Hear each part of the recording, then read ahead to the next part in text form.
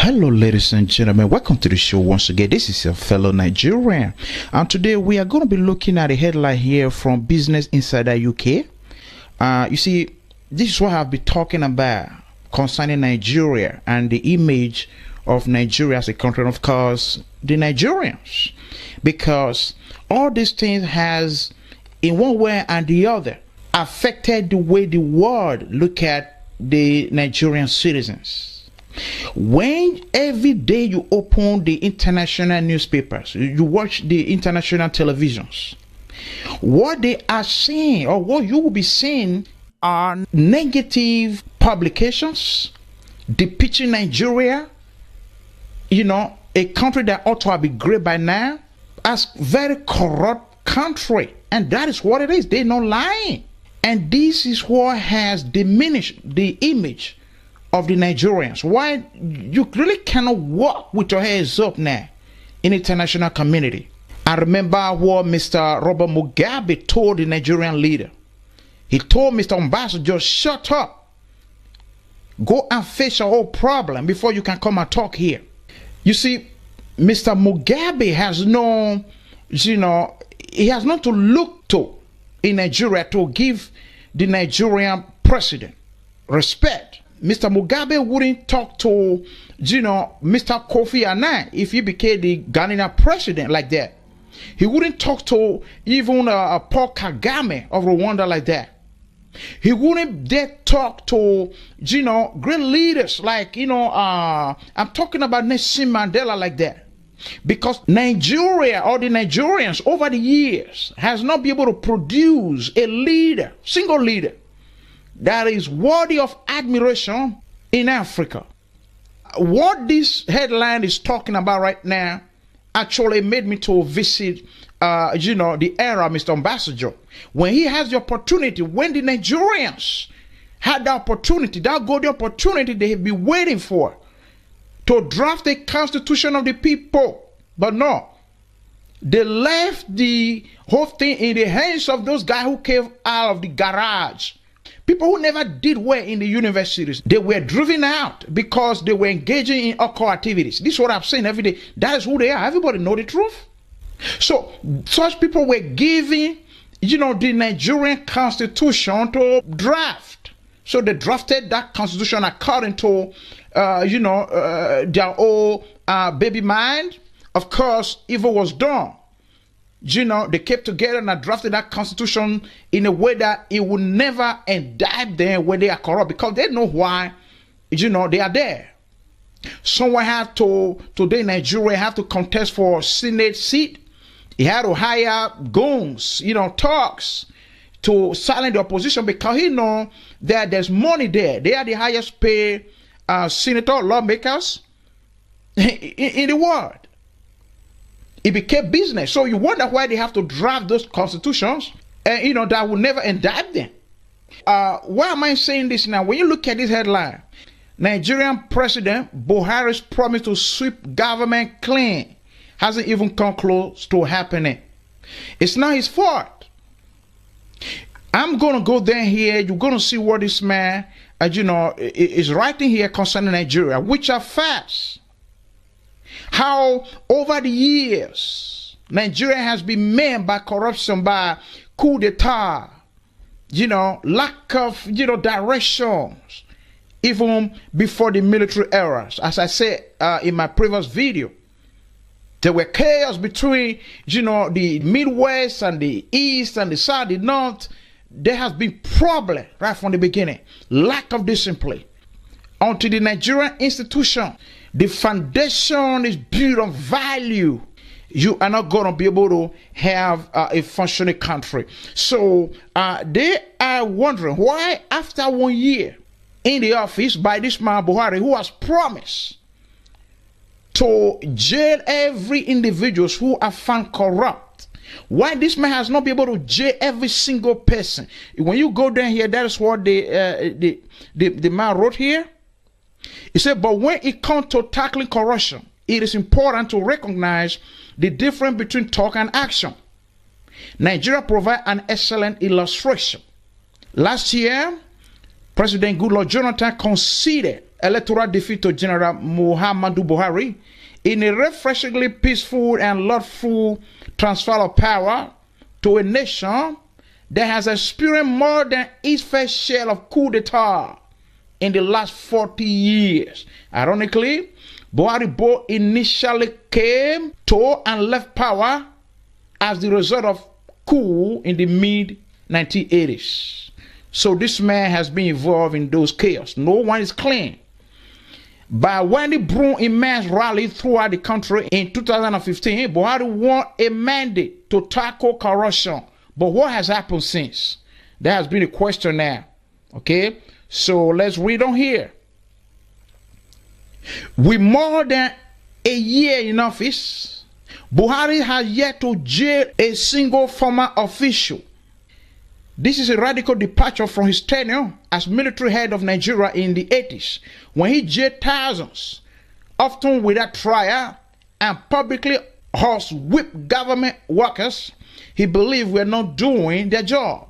So in 2016, we see a more subdued Buhari, one who hopefully lay greater faith in the rule of law. But to date, there are very few tangible output for all the promise to sweep government claim.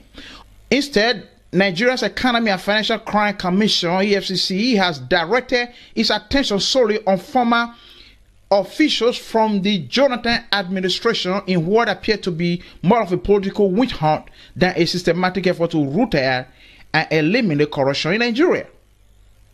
Regardless of what is decided in the case of those who are targeted, can this explain why millions still struggle beneath poverty line in what will be Africa's richest nation? And so I would like to have my comments. I think that is enough for me to have some comments here. You see, why is this man, Mr. Buhari, so handicapped? Why his way of fighting corruption in Nigeria is under question? Because we have heard over again, of course, here now, that he is actually targeting the opposition politicians rather than people who are actually corrupt in Nigeria. That is one problem. The second problem, why even those oppositions politicians, he has not been able to jail any single of them, is because of the Nigerian Constitution. Nigerian Constitution doesn't provide any possibility for the Nigerian judicial system to indict any Nigerian politician who is found guilty of any form of corruption. The Nigerians were hungry for a change. Obasanjo came into the picture. Thank God, democracy came now. The military has returned to the barrack. Obasanjo rather left the whole thing in the hands of those guys, as I said earlier, that came out of garage.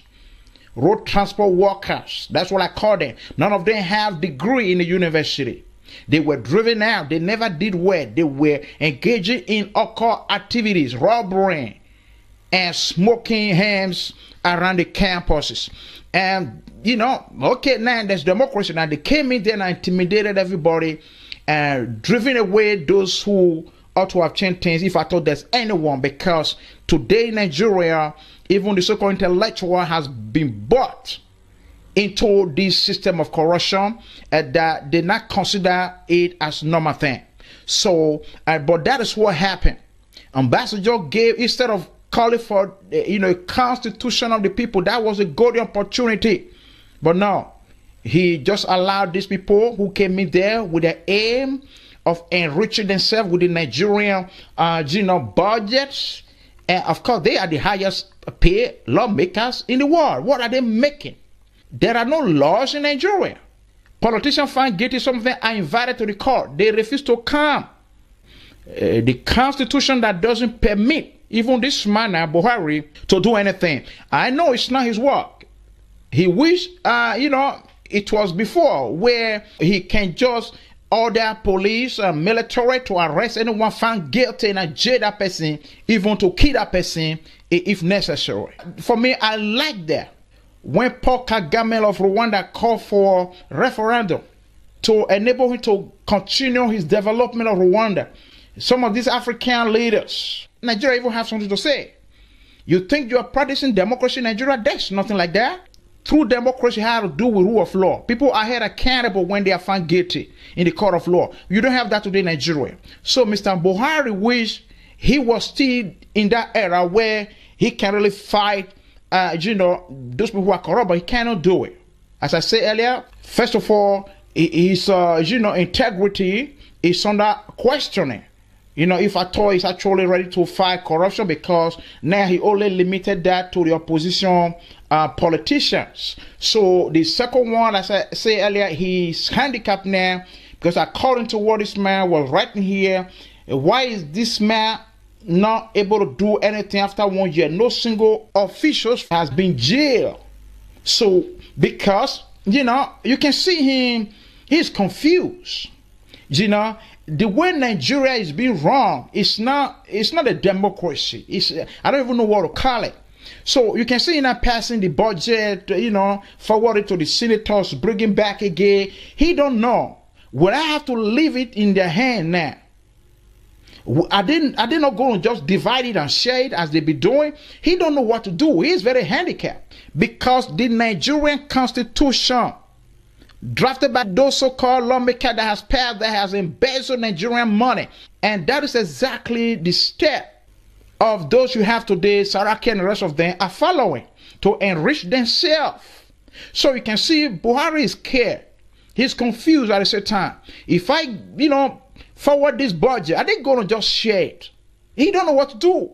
He cannot just allocate those money by himself. He cannot just, pass those budget by himself. He wish he could do that. But no, there are obstacles here and there by those fools. So the question they ask here now, why is this man not able to indict any single person after 1 year? Whereas when he was the military leader in the 80s, he jailed people who he wanted to jail. But yeah, it's true. He wish he was in that era, and I wish he was in that era. So they would clean Nigeria. But no, it's not. The so-called democracy, the Nigerian version of democracy that they have, that doesn't permit him to do anything. So that is why he became a wimp, a very feeble president, and he's going to spend his tenure, achieve nothing. Just like Mr. Jonathan. Mr. Jonathan, though he was ready, but the law doesn't permit him to do anything. The law doesn't permit the judicial system to indict anyone found corrupt in Nigeria. You see what happened wasn't it last week? Somebody called Daudu. I think he was found guilty of 77 charges of corruption and money laundering. And he's supposed to go in for 154 years imprisonment, but he was given only 2 years. And they say he can appeal for that 2 years. Of course, it's not the first case in Nigeria.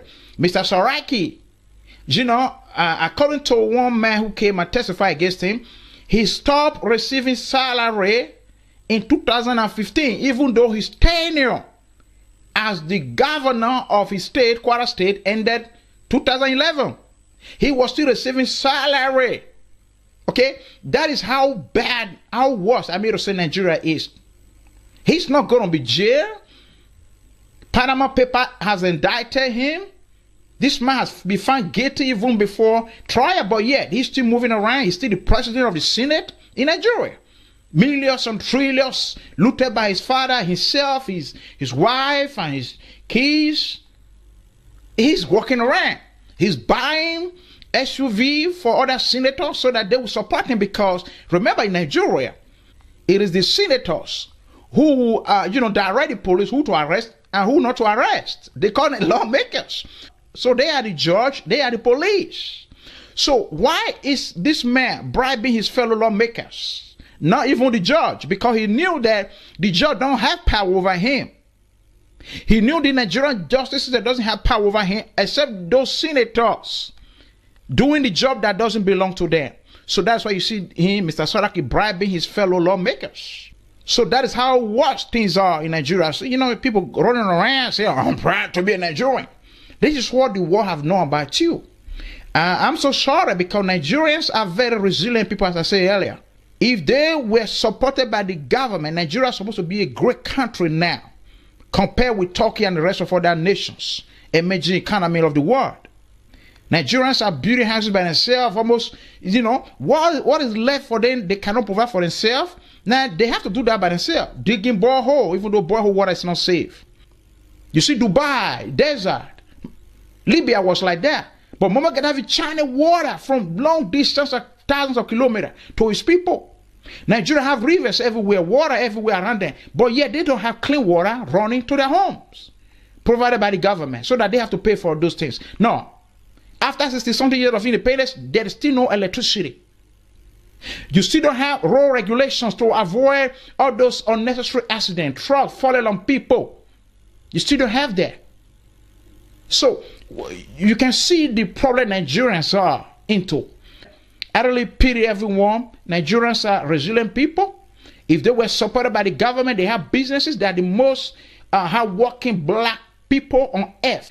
They have businesses everywhere, all over the world, to make sure they take care of their people, their families, and their loved ones. But the government, over the years, is incapable to support the people. So you wonder why, the people seem to be tired. Fulani herdsmen are killing people now. So that is how chaotic things are in Nigeria, because of lack of leadership, lack of rule of law. Talking about, within themselves, boasting about how they send their kids to the US and their wife are living there. I tell you, their children are never going to do well. Those are the children of the morons, because those lawmakers are morons. They will never do well. So this is what I want to talk about. So, Mr. Buhari, you are going to end up a failure, just like Mr. Ambassador, just like Mr. Jonathan. Because until the Nigerians came together once again and redraft that constitution, listen, I'm not talking about the amendment of it, but total redrafting of that constitution, there's not going to be progress. So it's unfortunate, because by now the government should be able to provide those things that are lacking in Nigeria for its citizens, for them to move on and become great people, be proud whenever they go out as Nigerians. So because of the failure on the side of the government, that has affected the image of the Nigerians everywhere they go, unfortunately. So this is what I want to talk about. Thanks for watching and listening. God bless you.